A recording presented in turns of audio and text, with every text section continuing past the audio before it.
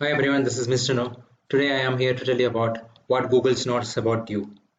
So in terms of ads, Google have identified what are your interests over the period of time, and based on that it is recommending you various ads. So if you go to Google and type Google ad settings, you can see this ad settings Google. So if you click on this, it will tell you what all things it had known about you. It says you are 65 plus years old, female, those things you are interested.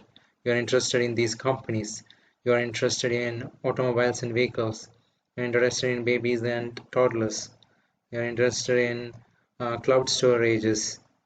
And it will also show you very specific interest, like you are interested in exchange traded funds, you are interested in fitness equipments.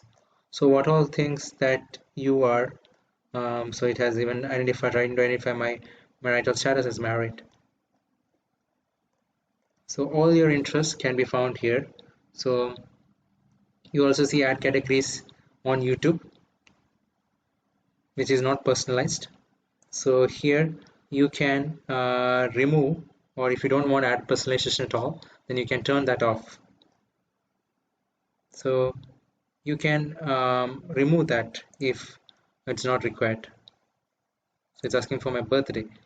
So it's identified Autodesk.